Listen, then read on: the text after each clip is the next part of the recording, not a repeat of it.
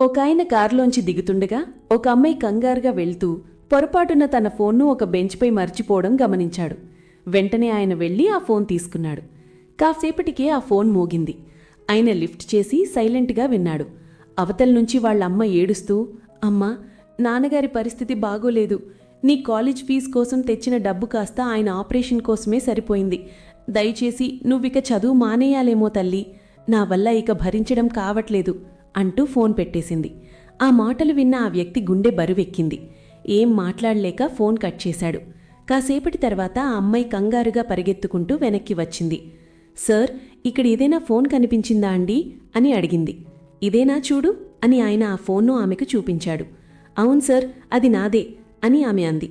అప్పుడు ఆయన కూల్గా, సరేనమ్మా, ఒక్కసారి నా ఫోన్ నుంచి నీ నంబర్కి కాల్ చేయి, అది నీదే అని కన్ఫర్మ్ చేసుకుందాం అన్నాడు.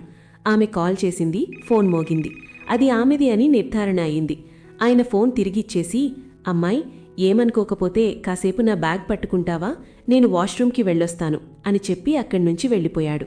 నిమిషాలు గడిచాయి, కానీ ఆయన తిరిగి రాలేదు. ఇంతలో ఆమె చేతిలో ఉన్న ఆ బ్యాగ్లోంచి ఫోన్ మోగింది. లిఫ్ట్ చేస్తే ఆయనే మాట్లాడారు. హలో అమ్మాయి, ఇంకా అక్కడే ఉన్నావా? అవును సార్, మీకోసమే చూస్తున్నాను, ఎక్కడున్నారు అని అడిగింది. అప్పుడు ఆయన మెల్లగా, నేనిక తిరిగి రాను తల్లి, నీ చేతిలో ఉన్న ఆ బ్యాగులో 25 లక్షల రూపాయల క్యాష్ ఉంది. అవి మీ నాన్నగారి ఆపరేషన్కి, నీ చదువుకి వాడుకో అని చెప్పారు. ఆ మాట వినగానే ఆ అమ్మాయి అక్కడే మోకాళ్ల మీద కూలబడి ఏడ్చేసింది. దేవుడా, సహాయం చేయవని నిన్ను వేడుకున్నాను, నువ్విలా మనిషి రూపంలో వచ్చి ఆదుకున్నావా? థ్యాంక్ యూ సార్ అని ఎమోషనల్ అయింది. నిజమే కదా, అన్ని దారులు మూసుకుపోయినప్పుడు మనం అస్సలు ఊహించని వ్యక్తుల రూపంలో దేవుడు మనకి